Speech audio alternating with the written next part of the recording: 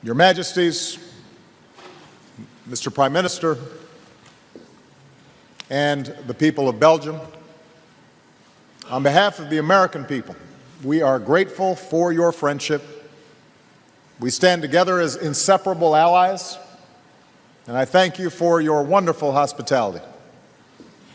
I have to admit, it is easy to love a country famous for chocolate and beer.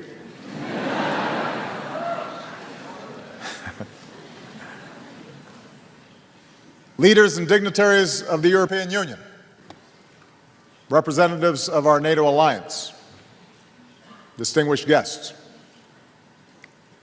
we meet here at a moment of testing for Europe and the United States, and for the international order that we have worked for generations to build.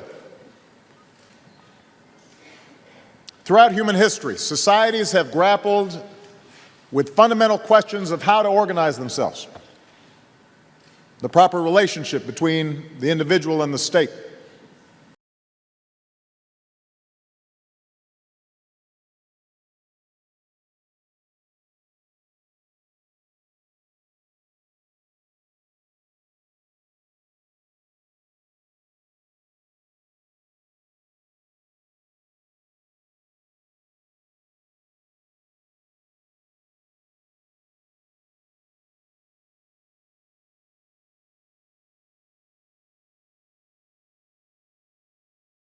as we choose.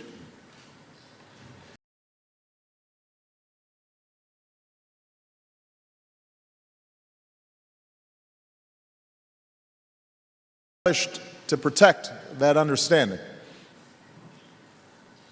And those ideas eventually inspired a band of colonialists across an ocean, and they wrote them into the founding documents that still guide America today, including the simple truth that all men and women are created equal.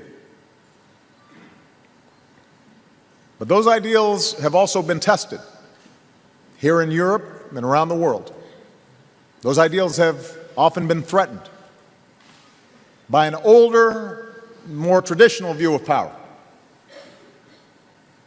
This alternative vision argues that ordinary men and women are too small-minded to govern their own affairs, that order and progress can only come when individuals surrender their rights to an all-powerful sovereign.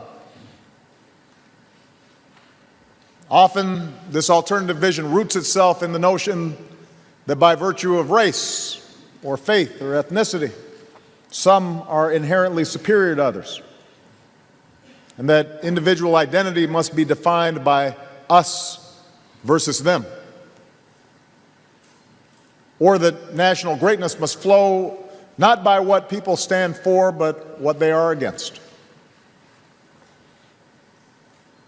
In so many ways, the history of Europe in the 20th century represented the ongoing clash of these two sets of ideas, both within nations and among nations. The advance of industry and technology outpaced our ability to resolve our differences peacefully. And even among the most civilized of societies on the surface, we saw a descent into barbarism. This morning at Flanders Field, I was reminded of how war between peoples sent a generation to their deaths in the trenches and gas of the First World War. And just 2 decades later, extreme nationalism plunged this continent into war once again, with populations enslaved and great cities reduced to rubble and tens of millions slaughtered, including those lost in the Holocaust. It is in response to this tragic history that in the aftermath of World War II, America joined with Europe to reject the darker forces of the past and build a new architecture of peace.